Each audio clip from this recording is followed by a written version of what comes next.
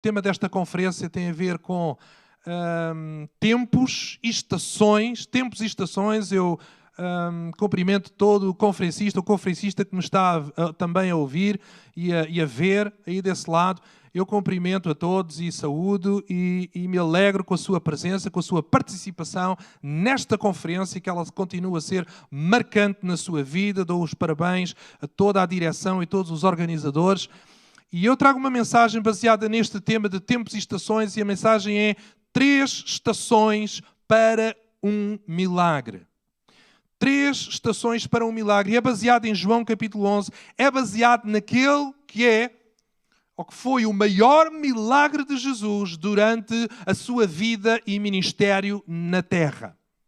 Sem sombra de dúvidas, em João capítulo 11, com exceção daquilo que ele realizou no seu próprio corpo ao ressuscitar a si mesmo, o maior milagre que Jesus realizou na sua vida e no seu ministério na terra é o que encontramos em João capítulo 11, unicamente narrado no Evangelho segundo João, e é, sem dúvida, a ressurreição de Lázaro. Jesus realizou outras ressurreições, mas uma ressurreição com 4 dias já que Lázaro estava morto foi algo tão impactante, tão impressionante, que causou um impacto inacreditável sobre toda a região. As pessoas vinham de todos os lados para ver Lázaro, e diz que muitos criam em Jesus e acreditavam em Jesus, e os opositores de Jesus foi aqui com isto tudo que decidiram: temos que acabar com ele, temos de matá-lo, porque a sua fama já não podemos contê-la, o impacto de quem ele é e daquilo que ele faz já não dá para conter mais, e foi aqui que eles decidiram matá-lo. Foi um impacto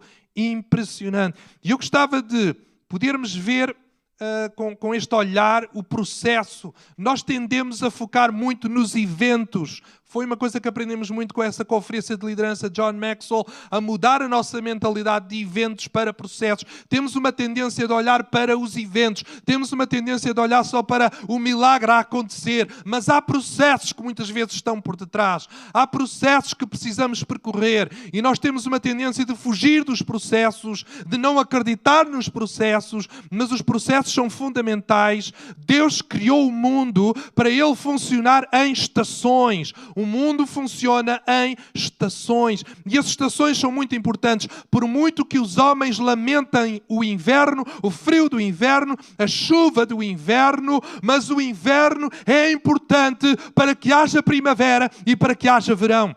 É a dificuldade do inverno, o frio do inverno, o desconforto do inverno que prepara a terra e prepara o mundo para a primavera, para o começar a florescer, e mais ainda para as colheitas, muitas delas no verão. É o inverno que prepara tudo isso. Portanto, não há verão sem inverno. Nós precisamos, e ainda que há países como o Brasil e algumas regiões que não têm um inverno rigoroso, ainda assim existem estações, e no funcionamento aqui é fundamental o ciclo das estações. Poderíamos estudar isso mais a pormenor, mas é uma coisa que também é sabida e é do conhecimento geral. Portanto, as estações são fundamentais, e a forma como elas se precedem e se seguem é muito, muito importante. Então, também na vida, nós passamos por estações, e muitas vezes tendemos a querer fugir de algumas estações, a não viver algumas estações, e deixamos de entender que elas são importantes. Os tempos são importantes. Nós temos dificuldade, principalmente os cristãos, têm muita dificuldade de lidar com esperas, porque nós ficamos com aquela ideia: Deus é omnipotente, Deus pode todas as coisas, então Ele pode fazer assim. Então, se Deus pode fazer assim, num ápice, com rapidez, no imediato, por que é que eu hei de esperar? Porque é que Deus me põe à espera? Existem várias razões para isso, mas é muito importante. Tempos de espera são importantes e são fundamentais. Pense, por exemplo, na questão da gravidez. Pense na questão da gravidez. Ninguém quer, nenhuma mãe quer, por muita pressa que tenha em ter o seu filho nos braços, o seu bebê nos braços, nenhuma mãe quer que ele nasça antes dos 9 meses. É assim, mães? É ou não? Quando por alguma razão ele nasce antes dos 9 meses, isso traz consternação. Ninguém gosta de esperar, mas todos sabem, é importante ele nascer dentro dos 9 meses. Mais coisa, menos coisa, 15 dias para a frente, 15 dias para trás. Tudo o que passa disso começa a ser perigoso. Começa a pôr em causa, começa a pôr em risco a vida, a saúde, o bem-estar, a importância do tempo, a importância da espera. É muito importante. Bebés que nascem antes de tempo estão em risco, porque eles não tiveram o tempo todo para a vida intrauterina e, portanto, não desenvolveram o suficiente para conseguirem enfrentar agora o mundo cá fora. Então, isso causa riscos, causa mais problemas. Então, o tempo é importante. Deus não precisa de tempo, mas nós precisamos de tempo. Este princípio da gravidez é um princípio que se aplica na nossa vida em muitas coisas. Muitas vezes nós estamos a reclamar pelo tempo. Tens reclamado pelo tempo que esperas. Eu estou aqui para te dizer, há um tempo para todas as coisas, um tempo para todo o propósito. Não é que Deus precise de tempo, Deus não precisa dele para nada. Está acima de qualquer tempo, sendo eterno, antes de qualquer tempo e perdurará depois de qualquer tempo, sem princípio nem fins de dias. Mas nós precisamos de tempo. Nós funcionamos no tempo. E por muito que reclamemos acerca dos tempos e dos processos, se as coisas viessem e vierem antes de tempo, isso pode pôr em risco a sua qualidade e a sua continuidade. Precisamos entender isto. E à medida que entendemos isto, há coisas que acontecem nos processos. Sabe uma das coisas que Deus faz nos processos também, e nos tempos e nas estações? Deus está a preparar não só o que Ele quer fazer na nossa vida, Deus está a preparar o nosso coração. Porque normalmente o que acontece em nós enquanto esperamos é mais importante do que aquilo pelo qual esperamos. Este é um princípio que nós muitas vezes desvalorizamos. Deus quer preparar-te. Não há coisa pior do que dar uma coisa antes de tempo. O meu filho já pediu para conduzir o carro. O meu filho tem 9 anos. Não é o tempo. Se eu não tiver, ele não tem o discernimento dos tempos. Se eu permitisse que ele conduzisse, ele ia conduzir feliz e contente. Sem ter consciência que fazer uma coisa boa, fazer a coisa certa, no tempo que não é o certo, vai dar tudo errado. Vai dar tudo errado.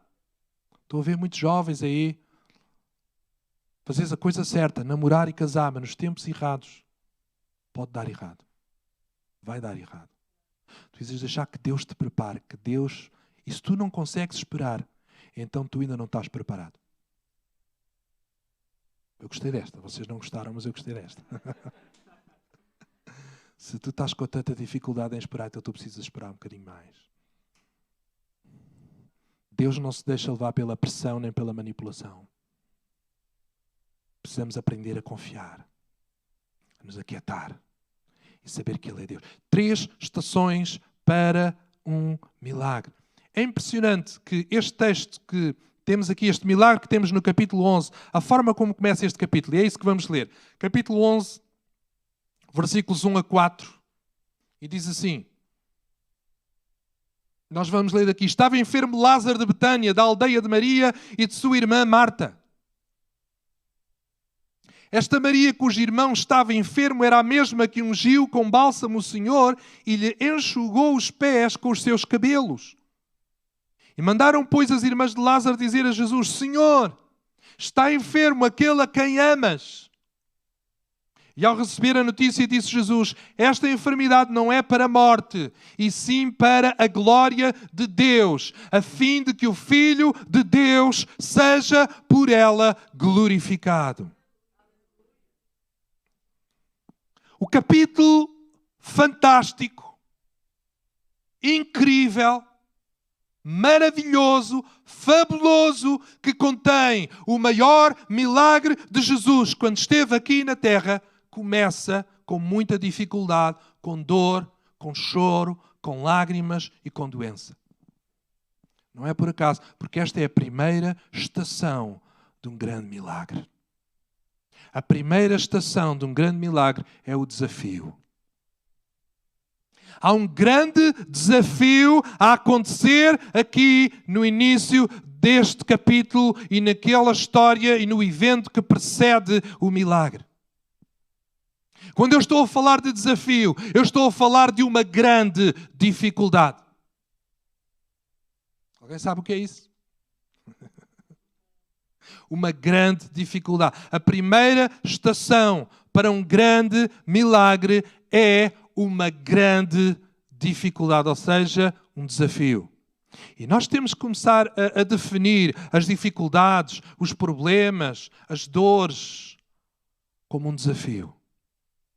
É um desafio. Está a desafiar a minha fé. Está a desafiar a minha vida. Está-me a desafiar de alguma forma, mas eu vou aceitar este desafio como apenas a primeira estação para o milagre, para a bênção e para a vitória que Deus quer fazer na minha vida. Quando um comitê, quando um grupo de pessoas decide dar uma taça a alguém, o que é que eles fazem? Um sorteio?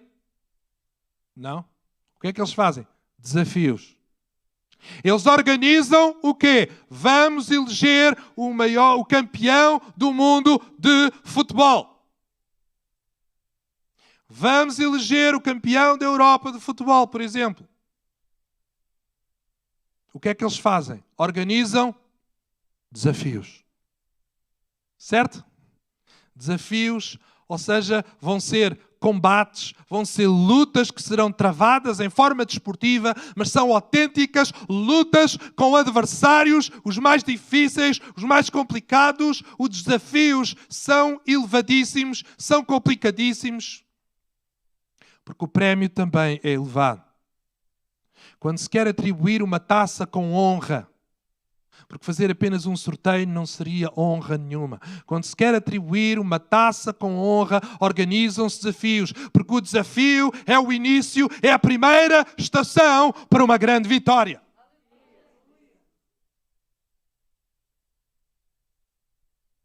Talvez tu estás-me a ouvir aqui e tu vieste aqui e tu não entendes, meu Deus, como é que eu estou a passar por isto, tal como Lázaro. O que estava a acontecer com Lázaro não era uma coisa qualquer, era uma doença grave.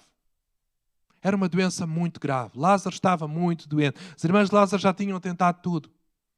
E agora, porque já não dava mais, elas mandaram chamar Jesus. Só Jesus nos pode valer. Nós temos visto como Jesus cura. Nós sabemos, esta é uma família que era próxima de Jesus. E eles mandam chamar Jesus. E isto é a coisa também positiva dos grandes desafios, das grandes dificuldades. Elas tiram-nos dos nossos próprios recursos, onde nós podemos confiar mais em Deus, recorrer mais a Deus e confiar mais em Deus. É um desafio à nossa fé, é um desafio à nossa confiança, é um desafio à nossa oração. Para chegarmos mais perto de Deus e entendermos, Deus é aquele que pode fazer alguma coisa na minha vida. A prova, a dificuldade. Todos querem a vitória. Todos querem a bênção. Todos querem um milagre. Mas quem está pronto a passar pela estação do desafio? Essa é a questão.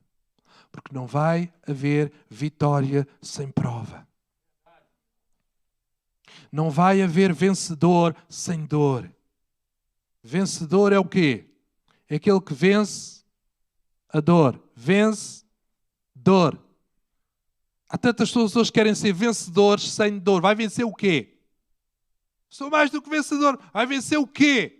Vem a luta, vem a prova, onde Deus está a querer preparar você para ser um vencedor. E você fica a chorar porque tem a prova, porque já não se sente vencedor. A prova é a única forma que poderá levar você ao pódio. É a única coisa que poderá fazer você um vencedor. Não, você não vence coisa nenhuma. Você pode ser o mestre do escape.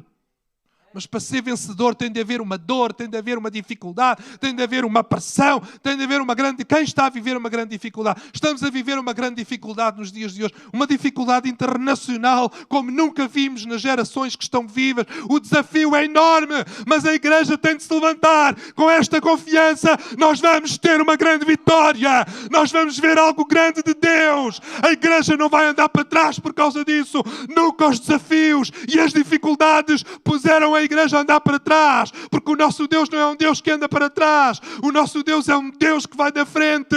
O nosso Deus é o Deus vitorioso. O nosso Deus é aquele que já disse: eu construirei e levantarei a minha igreja e as portas do inferno não prevalecerão contra ela. A igreja venceu o desafio da perseguição. A igreja venceu o desafio de ser atirada para as arenas aos leões. A igreja venceu desafios impressionantes e impossíveis. Não é agora que a igreja vai ficar derrubada. A igreja é levantada pelo próprio Deus para ser vencedora. Nós vamos encontrar novas formas, nós vamos encontrar novos caminhos, nós vamos encontrar uma maneira, nós vamos encontrar Deus como nunca antes, mas nós vamos crescer, nós vamos prevalecer. Podemos estar a passar por estações, mas nós sabemos que tudo isso é a preparação para um verão de vitória, um verão de uma grande colheita. Primeira estação é o desafio, é a dificuldade, é a pressão. Aquele cântico de vitória do apóstolo Paulo: em todas estas coisas somos mais do que vencedores por aquele que nos amou. Nós costumamos só dizer a segunda parte, somos mais do que vencedores, mas o versículo tem uma primeira parte. Em todas estas coisas. Quais coisas? É a lista de desafios, de dificuldades que Paulo dá antes. Paulo dá uma lista de desafios, Paulo dá uma lista de inimigos, Paulo dá uma lista de dificuldades. Uma lista gigante que vai tocar em todas as áreas da vida. A tribulação, a espada, a fome, a angústia. E Paulo dá uma lista muito grande e extensiva, porque Paulo quer tocar em todas as áreas e Paulo quer nos dizer: nada fica de fora da vitória que Deus quer trazer à nossa vida. E Paulo diz: em todas estas coisas. Paulo não diz longe destas coisas, sem estas coisas.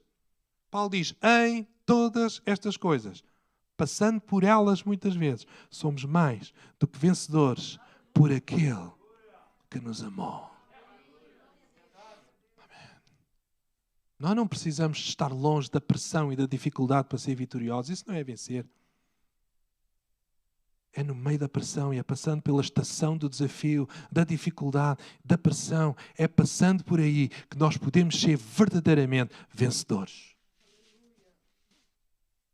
Nós não podemos ter essa mentalidade de ter rosas sem espinhos, de ter pódio sem prova, de ter vitória sem dificuldade, ser vencedor sem dor. Nós não podemos armar-nos dessa mentalidade. Essa foi a mentalidade de uma geração que ficou no deserto. Sabe qual foi o problema daquela geração que está escrito na nossa Bíblia para nosso ensino? Aquela geração de israelitas ficou no deserto e que não entrou na terra prometida, porque eles não conseguiam aceitar que Deus lhes desse uma terra prometida sem ser de bandeja. Eles queriam os gigantes de bandeja, eles queriam a terra de bandeja, e Deus disse: não, a terra não será dada de bandeja, será dada pela peleja. Tinha de haver uma luta, porque o Deus Redentor tira-nos do Egito, é tudo dado numa bandeja. Quando se trata de redenção, nós não fazemos nada. Foi tudo obra de Deus e tirou-os de lá e colocou-os na rota da terra prometida. Mas quando chega a altura de conquistar a terra prometida, Deus disse: agora vai lá e conquista. Mas Deus, como é que eu conquisto? As muralhas ainda estão lá de pé, os gigantes estão lá de pé, as dificuldades são muitas. Meu Deus, nós não conseguimos. A questão não é se consegues ou se não consegues. A questão é se ouves a minha voz e confias na minha promessa e sabes que eu sou tudo aquilo que tu precisas e que te dou a força para tudo o que tu precisas. Eu só preciso que tu faças o mesmo que fizeste naquele mar vermelho. Continua a marchar e a confiar que eu dou-te a vitória. Mas aquela geração que não entendeu a importância de ter que levar com pressão, com dificuldade, com gigante, com muralha, não entendeu a dificuldade da prova, ficou no deserto. Queria tudo fácil, ficou no deserto. E Deus levantou uma nova geração com uma mentalidade de conquistadores. Estou a preparar um novo livro acerca de mindset. Fala-se muito hoje sobre o mindset. Tem a ver com mentalidade, a nossa forma de pensar. E é exatamente o que se passa ali naquela história lá daquela geração que não quis enfrentar os gigantes. É exatamente isto. Mentalidade de gafanhoto a uma mentalidade de conquistador. É a grande diferença no mindset. Mentalidade de gafanhoto que diz eu não consigo, eles são maiores do que nós, eu sou como um gafanhoto, eu vejo como um gafanhoto e os outros já me veem como um gafanhoto. Então o lugar de gafanhoto é no deserto. Se você acha que é gafanhoto, fica no deserto. Quem tem uma mentalidade de conquistador serão como pão para a nossa boca. A mesma realidade, maneiras de pensar diferentes, resultados diferentes. A realidade era a mesma. O que determina onde tu chegas não é a realidade que enfrentas. É a forma como a enfrentas. É a forma como vês. É a tua atitude. É a tua fé. Se tu achas que não consegues, que és um gafanhoto e que não dá, não dá. Alguém disse uma coisa muito importante. Ele disse assim, se tu acreditas que consegues ou se tu acreditas que não consegues, tens sempre razão. Então vale mais acreditar que consegues. Mas irmãos, isso não é autoajuda, isso não é Não é autoajuda, é a Bíblia mesmo. Posso todas as coisas naquele que me fortalece. Porque esse tipo de vida cristã em que eu não sou fraquinho, eu não posso nada, o meu Deus é que pode tudo, isso é escapismo, isso é fugir à responsabilidade, isso não é a vida cristã poderosa que Deus nos chamou para viver. Há dois extremos que precisamos evitar, é eu consigo tudo em mim mesmo e na minha força, eu sou bom, é orgulho, mas também dizer eu não posso nada, eu deixo tudo com Deus, isso também é outra forma de orgulho, de desobediência. Nós precisamos ter aquela atitude do apóstolo Paulo. Posso todas as coisas naquele que me fortalece. Se o meu Deus pode todas as coisas, Ele que me fortalece, e nele, e por Ele, e para a glória dEle, eu vou poder também todas as coisas. Eu não sou um fraco, eu não sou um gafanhoto, eu não sou um derrotado, eu não sou uma vítima. Eu sou mais do que vencedor por aquele que me amou. É isto que é Bíblia. Vamos passar à segunda estação? Você tem coragem? É que eu vou avisar que a coisa vai piorar. Quem é que já descobriu quando parece que a coisa não piora, às vezes ainda pode piorar um bocadinho mais? Alguém já viveu o suficiente para descobrir isso? Não é preciso viver muito tempo. Quantas vezes nós estamos a lidar com um desafio, a coisa já está tão complicada, mas às vezes a coisa... E nós estamos ali naquela luta, já está a ser tão difícil. Não. E às vezes a estação seguinte ainda é um inverno mais rigoroso. Não, é isso que está a acontecer aqui, mas isto são as estações para o milagre. Veja aí versículo 5. Versículo 5, João 11, 5. Vamos ler aqui. No ecrã. Ora, amava Jesus a Marta e a sua irmã e a Lázaro. E versículo 6. Versículo 6, vamos ler aqui. Eu não tinha dado o versículo 6. Porém, quando ouviu que Lázaro adoecera, ficou ainda 2 dias no lugar onde estava. Ficou ainda no lugar onde estava. O mensageiro que foi enviado por Marta e Maria voltou sozinho. Elas não mandaram apenas um recado para Jesus. Elas disseram, Jesus vem depressa, Jesus vem. Elas esperavam que Jesus viesse com o mensageiro para curar o seu irmão Lázaro. Elas sabiam que Jesus tinha o poder para curar. Mas o mensageiro voltou sozinho. E elas perguntaram, então, mas e Jesus? Jesus ficou lá onde estava. Mas ele estava muito ocupado. Não, mas ele não quis vir. Ele não deu assim muitas explicações, mas ele não quis vir. E a segunda estação para um milagre é a desilusão. Sabe o que é que aconteceu a seguir? Lázaro morreu. A coisa já estava muito complicada, muito difícil, mas agora, porque a doença persistia e se agravou, e Jesus não curou, e agora Lázaro morreu. E a segunda estação para um milagre é a desilusão. Nem sempre isto acontece assim, eu não acredito em fórmulas, mas foi assim que aconteceu neste milagre, e eu sei que este é um processo como acontece de muitas maneiras e com muitas pessoas, ainda que eu sei que não é sempre da mesma maneira. Mas, sem dúvida, estas estações são importantes na nossa vida. A segunda estação é a desilusão. Desilusão é quando aquilo que tu esperas não coincide com aquilo que acontece. E então dá-se esse fenómeno chamado desilusão, porque tu estavas iludido, estavas numa situação de ilusão. Tu esperavas que uma coisa fosse de uma certa maneira. Porque é que elas ficaram desiludidas? Porque elas esperavam que Jesus viesse a correr e que curasse Lázaro, mas isso não aconteceu. E elas mergulharam numa profunda desilusão. Às vezes eu não sei o que é pior para aqueles que amam a Deus. Se é aquilo que está a acontecer. Ou se é tentarmos perceber porque é que Deus não está a fazer aquilo que esperávamos que Ele fizesse. Alguém sabe do que é que eu estou a falar? Porque nós temos que falar também destas coisas da vida cristã. Nós acreditamos na oração. Nós acreditamos que Deus responde à oração. Mas é verdade que a sua resposta não é sempre aquilo que nós pedimos ou aquilo que estamos à espera. E é aí que se dá a desilusão. E as irmãs de Lázaro estavam muito desiludidas, e quando Jesus chega lá, já de 4 dias Lázaro tinha morrido, e quando Jesus chega, claramente é um cenário de desilusão. Maria nem saiu da sua casa. Maria era aquela que era a primeira a chegar a Jesus, era aquela que tinha um amor mais próximo, mais efusivo, mais apaixonado. Ela ficava aos pés de Jesus quando todos estavam fazendo tantas coisas, mas ela nem saiu de casa. Ela não queria nem saber. Marta, pela primeira vez, não preparou comida. Marta, Jesus vem aí, esconde a comida, esconde a comida. Eu vou lá, que eu nem quero que ele entre em casa. Eu vou lá recebê-lo lá. Eu vou recebê-lo lá, porque ele não entra em casa, não vai comer nada desta vez. Não está no texto, ok. Mas nós vemos claramente um cenário de desilusão. Marta chega lá, Maria não vai. Marta chega lá e diz: Senhor, se tu estivesses aqui, o nosso irmão não tinha morrido. É uma forma muito educada, muito teológica, muito cristã de dizer: Senhor, atrasaste-te porquê? Eu não. Desilusão no seu coração. Senhor, se tu estivesses aqui, porquê é que não vieste, Jesus? Porquê é que demoraste?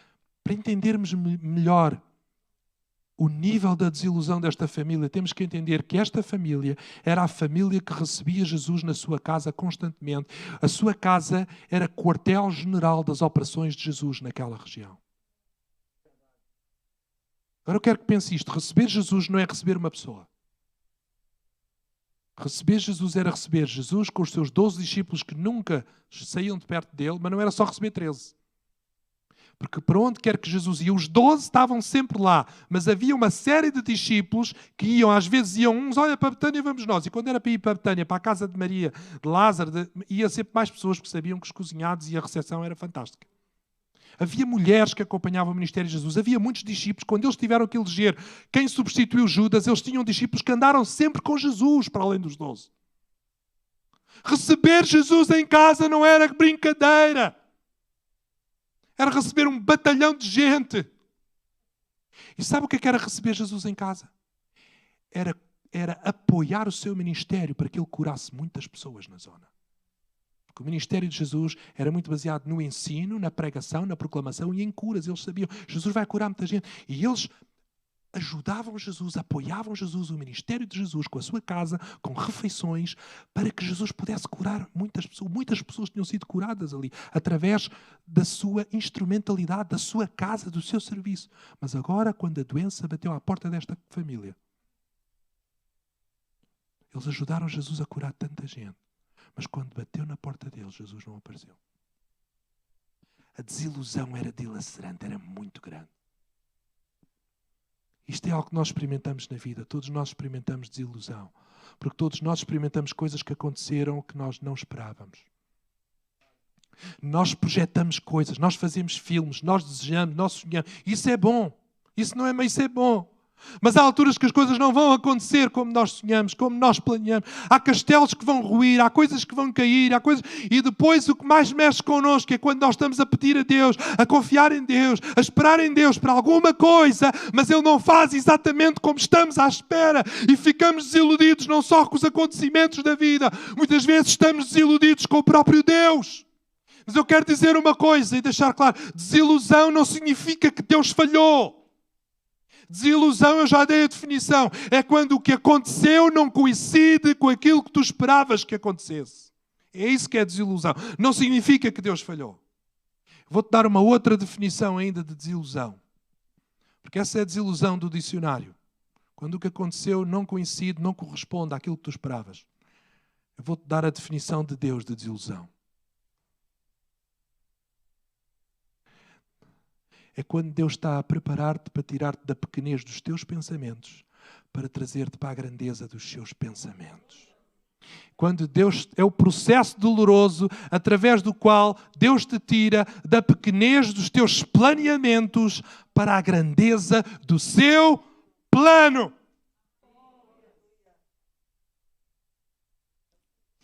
Porque é o não de Deus que permite que tu vivas o sim fantástico que Ele tem para ti. Entendes isso? A Bíblia diz que assim como os céus são mais elevados do que a terra, assim são os pensamentos de Deus mais altos do que os nossos pensamentos e os caminhos de Deus mais altos do que os nossos caminhos. Os pensamentos que Deus tem para nós são mais altos do que os nossos. Então eu pergunto, como é que Deus vai tirar-me dos meus pensamentos que são mais baixos, que eu estou com os meus pensamentos, eu estou com o meu planeamento e eu decido, eu vou fazer assim, eu vou fazer assim. Como é que Deus me tira do meu planeamento para me levar para o seu plano que é maior, que é mais alto, assim como os céus se elevam muito mais acima da terra? Como é que Deus me leva lá? Pela desilusão. É quando os meus planos são frustrados que eu posso fazer um upgrade e posso ser elevado à grandeza dos planos de Deus. Paulo, ele entendia isto muito bem, por isso ele diz lá aos Efésios, quando ele orava pelos cristãos de Éfeso, ele disse, no final da sua oração, ele diz assim, aquele que é poderoso para fazer tudo. Infinitamente, quando alguma coisa não é feita por Deus, não é que Ele não possa fazer, Ele pode tudo. Mas é que Ele pode tudo infinitamente além daquilo que podemos pedir ou pensar, segundo o poder que em nós opera. Deus não é um Deus que fica aquém. Um não é uma negação. Um não de Deus é uma preparação para algo melhor e algo maior. A tua desilusão não é o final, nem é fatal, nem é para pôr-te em baixo. É apenas mais uma estação para o grande milagre, para as coisas grandes que Deus quer fazer contigo e que Deus tem preparado para ti. O que acontece aqui nesta história, e é muito claro, é que Deus, Jesus, não curou Lázaro, porque Ele não queria curar Lázaro. Porque em relação a Lázaro, em relação ao seu amigo Lázaro, Jesus disse, não vai ser mais uma cura, como com tantos outros. Desta vez não vai ser mais uma cura. Desta vez eu vou fazer algo maior. Desta vez eu vou fazer uma ressurreição. Como é que Deus poderia fazer uma ressurreição se não frustrasse o pedido da cura?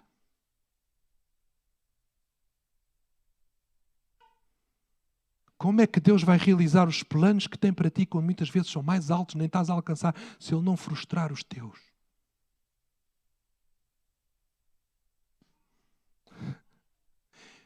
Eu estou a falar para pessoas desiludidas aqui. É apenas uma estação, não é o final. Não é para ficares aí. Não é para ficares aí. Ouça uma coisa, só porque o inverno é rigoroso, Não é para ficarmos a dizer a minha vida vai ser sempre um inverno. A minha vida vai ser sempre chuvosa. Eu vou viver... Sabe qual é o problema de pessoas na vida? Sabe qual é Não é passarem por invernos na vida. Isso não é um problema nenhum. Isso enrijece os ossos. Isso prepara para a primavera. Isso prepara para o verão. O problema é pessoas que estacionam na estação. Está a ver as estações dos comboios? Está a ver? E há pessoas que dizem assim, esta viagem já foi complicada demais. Esta viagem, eu já sofri demais com esta viagem. E saem na estação, principalmente saem na estação da desilusão, saem e não continuam viagem, e não continuam para a outra estação, para aquilo que Deus tem, para aquilo que Deus quer fazer, e param. Há pessoas que dizem, eu já não quero mais isto. Há pessoas que dizem, eu já não vou mais à igreja. Há pessoas que dizem, eu já não vou mais amar. Há pessoas que dizem, eu já não vou mais viver família. Há pessoas que dizem, eu já não vou mais ao culto.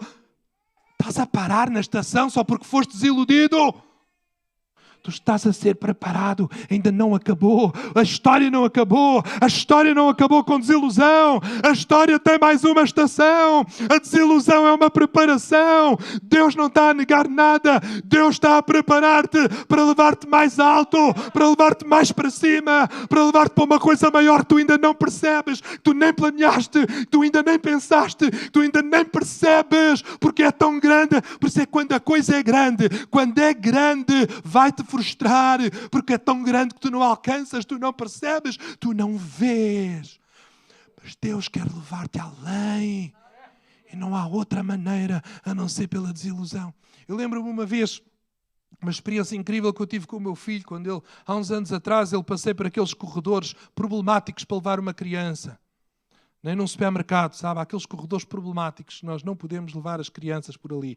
Mas calhou, e ele passou por lá e ele viu aquele carro daquela marca que ele gosta. E ele disse, pai, eu quero. E eu disse, não, filho, eu não sei, foi há uns anos já. Não sei se ele tinha 5 anos, por aí. E eu disse, não, filho, o pai não vai comprar aquele carro. Pai, eu quero. E ele fez uma daquelas birras que os pais sabem do que eu estou a falar. Que ele atirou-se ao chão.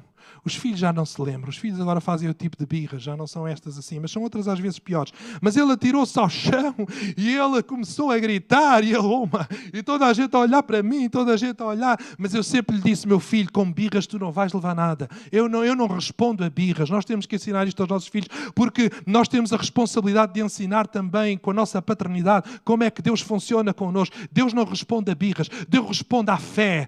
E eu disse, filho, com birras tu não vais levar nada do pai. Hoje não, mas sabe, o que ele não entendeu naquele dia foi não, naquele dia eu tive que o castigar, eu tive que me chatear com ele, e ele veio a chorar o caminho todo, e ele veio a dizer que eu era um mau pai, mas eu lá por dentro eu sabia, eu estava a preparar alguma coisa, estava próximo o dia da criança, e eu sabia que eles costumavam fazer aquelas promoções de 50%, e eu estava a preparar, eu já sei o que é que tu queres, mas eu com o dinheiro desse carro eu vou comprar 2. E quando chegou o dia da criança foi mesmo, eles fizeram a promoção ali nos dias antes e eu comprei, eu estava a preparar tudo em grande. Não vai ser uma prenda só assim no supermercado, vai ser uma coisa em grande o dia da criança, levar fora, comer gelado, passear. E eu disse, filho, lembras-te daquele carro que tu fizeste uma grande birra? Ah, pai, eu lembro. Está aqui. E ele ficou, pai. Mas sabes uma coisa? Não tenho só esse, tenho mais este ainda. Porque o pai quis esperar pelo tempo certo, pelo preço de um. O pai já estava a pensar em 2. Tu pensas pequenino, o pai já está a pensar em grande. E esta história levou-me a pensar, é assim que Deus faz connosco. Muitas vezes Deus está a frustrar o nosso pedido. Deus está a dizer que não, mas não é uma negação. É uma preparação para algo maior, para algo melhor, que Deus está a preparar e que Deus quer fazer na tua vida. Porque nós que somos maus, sabemos dar boas coisas aos nossos filhos. Como não dará muito mais o nosso Pai Celestial àqueles que lhe pedem? Mas não é na estação que tu queres, não é na estação que tu pedes, mas o Pai registra, o Pai sabe, o Pai está a preparar o melhor para ti. Quem está pronto a confiar na estação da desilusão? E então nós entramos na terceira estação, a última estação. Não saias da estação, não pares na estação, não faças uma coisa dessas. O melhor está no fim. Sabe, a vitória está no fim. A vitória está no fim. Nós não podemos, é por isso que o escritor de Hebreus, ele disse, não pares de correr. Ele está a falar de um estádio, ele está a falar de uma corrida, ele está a dizer, não pares de correr. Ele está a falar para cristãos que começaram a sair na estação da desilusão, porque muitos cristãos estavam a morrer com a perseguição. E eles, isto não é vida para nós, isto não faz sentido. Nós ouvimos dizer que o cristianismo era superior ao judaísmo, não faz sentido. Os cristãos estão todos a ser mortos e dizimados, não foi para isto que viemos para o cristianismo. E o escritor de Hebreus está a escrever para estes judeus que estão desanimados e a sair da estação da desilusão. E ele está a dizer, por favor, vocês não podem parar, continuem a correr essa corrida e olhem firmemente para Jesus, para o autor e consumador da nossa fé, porque a vitória está aí à tua frente, a vitória está no fim da corrida. Essa corrida ainda não acabou. Eu estou aqui para te dizer, a tua corrida ainda não acabou. Pode ser difícil, pode haver barreiras, pode haver adversários, mas há uma vitória tremenda aí à tua frente. E a terceira estação foi quando Jesus, ele procurou ajudar as irmãs de Lázaro a voltar a acreditar. E ele disse, tirai a pedra. Tirem essa pedra que está lá no túmulo. E a terceira estação é expectativa. Ele quis criar novamente expectativa na família de Lázaro. Já não havia expectativa nenhuma. Elas pensaram que tudo tinha acabado. E elas disseram, Senhor, não vale a pena. Já não dá, Senhor. Já cheira mal. São 4 dias. Para que é que tu queres vê-lo? Já não faz sentido. Já acabou. E é então que Jesus diz aquelas palavras incríveis. Não te disse que se tu creres, verás a glória de Deus. Só acaba quando eu digo que acaba. Tirem essa pedra. E quando eles tiraram aquela pedra, o milagre aconteceu e Lázaro ressuscitou. A terceira estação para um grande milagre, volta a acreditar. Antes do milagre, Jesus criou expectativa nas pessoas. Tirem essa pedra, voltem a acreditar. Se tu creres, tu verás a glória de Deus. O problema da desilusão é que pessoas que passam pela desilusão deixam de acreditar facilmente. Não dá, não funciona, já não vai dar. Há pessoas que tornam-se críticas, tornam-se amarguradas, tornam-se entristecidas, tornam-se lamuriosas facilmente. A vida é dura, a vida é madrasta. Eu já não espero nada da vida. Sabe porquê é que as pessoas têm esta atitude negativa? É uma forma de defesa. Porque assim defendem-se para não voltarem a ter desilusão. Porque a desilusão vem pelo quê? Quando tu esperas muitas coisas e isso não acontece. Então o que é que acontece a essas pessoas que passam pela desilusão? Muitas delas deixam de esperar grandes coisas que é para não se desiludirem mais. Mas sabe o que é que eu descobri? É preferível continuar a acreditar e desiludir-me do que deixar de acreditar. Porque não há pior forma de vida do que já não acreditar em nada. Já não acreditar em sonhos. Já não acreditar no futuro. Já não acreditar que alguma coisa vai acontecer. Já não acreditar que Deus vai fazer alguma coisa. Não há pior forma de vida do que isto. Porque nós precisamos de expectativa. Expectativa é quando tu és oxigenado com esperança. Tu precisas de esperança. Porque tu podes viver cerca de 40 dias sem comer. É verdade. Tu podes viver cerca de 4 dias sem água. Tu podes viver cerca de 4 minutos sem ar. Mas tu não podes viver 4 segundos sem esperança. Tu precisas de voltar a ter expectativa. E Jesus está a dizer para ti agora, tira essa pedra. Aquilo que tu já não acreditas, tu achas que acabou, tu achas que já não vai dar. É a altura de voltares a acreditar. Há pessoas que estão a dizer, isto vai tudo mal, isto é o fim, já não vai dar nada certo, já não vai dar. Tem calma, volta a acreditar, volta a confiar em Deus, volta a confiar que Deus tem a última palavra, que Deus é fiel, que Deus é poderoso. Só acaba quando Ele diz que acaba. Ele é aquele que ressuscita até aquilo que já acabou, que já morreu, que toda a gente diz que já não é possível, que já não dá. Ele é o Mestre, Ele é o Senhor, Ele tem preparado e tem reservado o melhor. Volta a acreditar.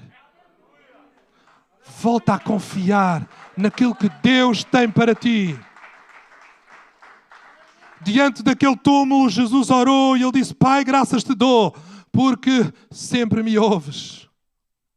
Não digo isto apenas porque eu sei que sempre me ouves, mas digo para que eles saibam que tu me enviaste.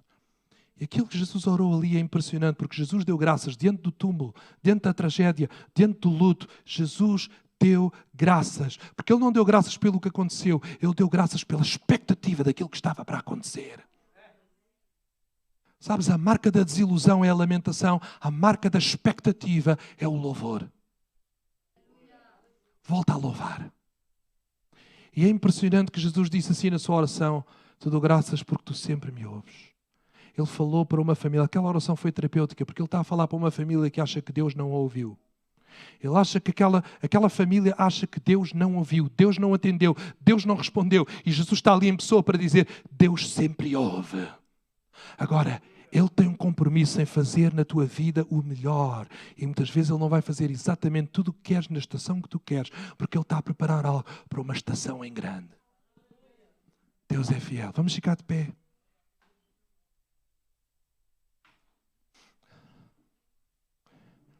E isto é aquilo que eu quero dizer para também pessoas, do conferencista que estás aí. Volta a acreditar, tira essa pedra. Talvez há coisas que nós já pusemos, coisas que já dizemos, já não vai dar, já não vai funcionar, já nunca vai acontecer. Há coisas que Deus está a falar ao teu coração, tira a pedra. Não era a estação, mas há um tempo em que Deus diz, é chegada a hora, é chegado o tempo, é chegada a estação. Aguenta firme, porque a estação do milagre vem aí. A estação da vitória está vindo, está a chegar à tua vida. É tempo de confiar, é tempo de tirares a pedra, é tempo de acreditares novamente que Deus é fiel, que Deus é poderoso, que Deus não se engana. Deus é sábio demais para se enganar. É bom demais para te enganar e é poderoso demais para falhar. Deus vai fazer. Eu não sei qual é o desafio que estás a enfrentar. Para além deste que é comum a todos nós, mas depois a forma como reagimos e como lidamos com ele, todos nós somos diferentes. Uns estão com dificuldades no seu trabalho, uns estão com cortes, outros estão com outro tipo de dificuldades, problemas, maior pressão no lar, com filhos, isto ou aquilo. A maneira como vivemos os desafios é diferente. Tu estás aí num desafio. Tu estás na primeira estação, tu és um candidato ao milagre que Deus quer fazer na tua vida.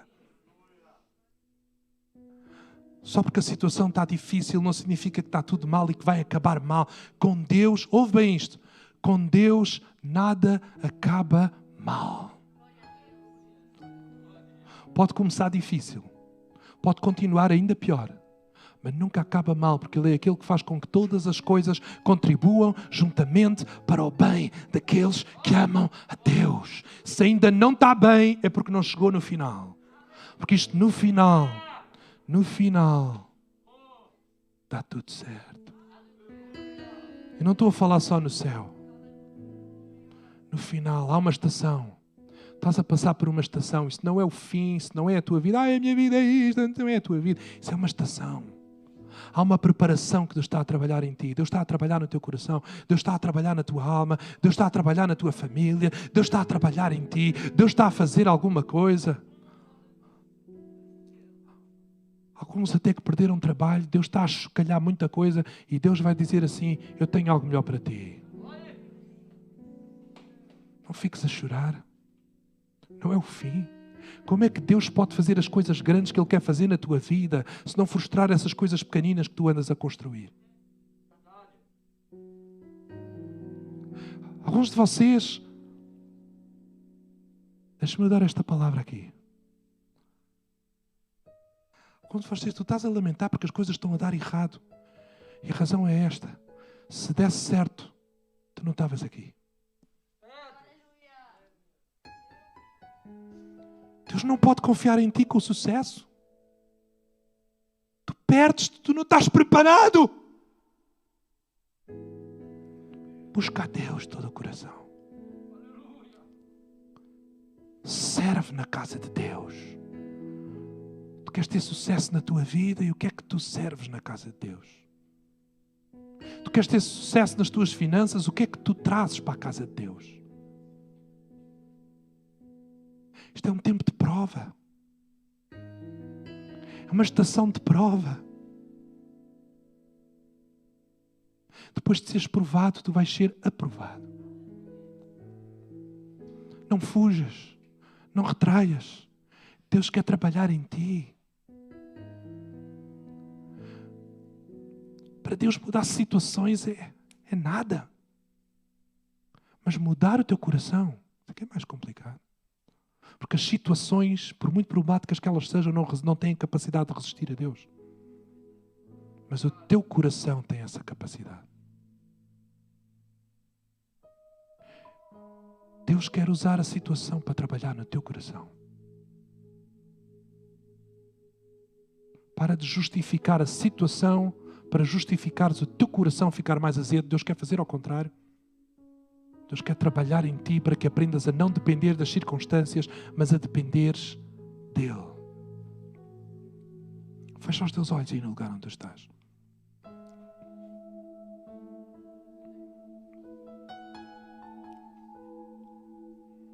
Aquilo que tens passado por uma estação de dor, tens passado por uma estação de choro. Mas esta é a palavra para ti. O choro pode durar uma noite. O choro pode ter durado uma noite. Mas a alegria vem pela manhã. Há uma nova estação a vir. O percurso pode ter sido difícil, mas tu podes te alegrar agora, podes louvar a Deus, podes confiar em Deus, porque tu dizes, isto ainda não acabou. A viagem ainda não parou. Há uma estação aí à minha frente. Há uma estação da glória de Deus. Há uma estação do poder de Deus. Há uma estação da vitória de Deus. Há uma estação da bênção de Deus. Há uma estação de algo que Deus tem preparado e reservado, que ninguém pode tirar, que ninguém pode tirar da minha vida. Porque Deus preparou para mim. Tem o meu nome. Tem o meu nome. Tem o meu nome. O Deus que chamou Lázaro pelo nome e disse, Lázaro, sai para fora. O teu milagre tem o teu nome. Não é para outro. Não é tirado por outro. Não tenhas medo. O que é teu, tem o teu nome. Tira a pedra. Tu tens ficado mais duro. Mas Deus quer dizer, não é para ficares mais duro. É para ficares mais sensível. É para ficares mais perto. É para ficares na expectativa. Para acreditares, Deus, na minha força tudo ruiu, na minha força não funcionou, mas na tua força eu vou ver o milagre. Na tua força eu vou ver o que vai acontecer. Agora mesmo, coloca a tua vida no altar de Deus. Pai, conheces cada um aqui, conheces cada vida, conheces, Senhor. Pessoas partidas aqui, pessoas desoladas com aquilo que têm passado na vida, e nesta noite é uma noite de cura. É uma noite de restauração. Onde Deus diz, eu sempre te ouvi. Eu ouvi o choro da noite. Eu sempre te ouvi. Eu estou à espera da estação. Onde o que é certo vai acontecer no tempo certo para dar o resultado certo.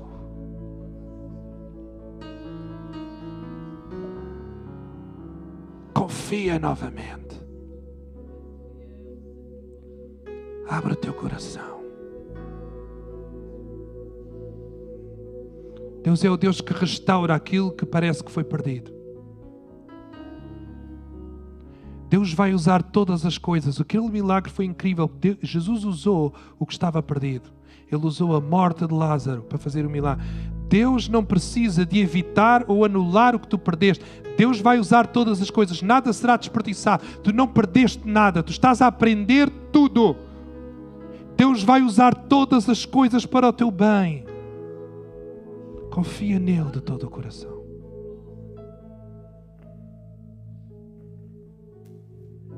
Em nome de Jesus. Eu estou aqui para dizer a alguém, Deus não se esqueceu de ti. Deus vê o teu choro e a tua dor. Tu não és uma vítima. Tu és um campeão em preparação. Coisas grandes Deus vai fazer. Tira a pedra, volta a ter expectativa, confia nele, chega perto. Porque a estação vem aí. A estação vem aí. Deus é fiel.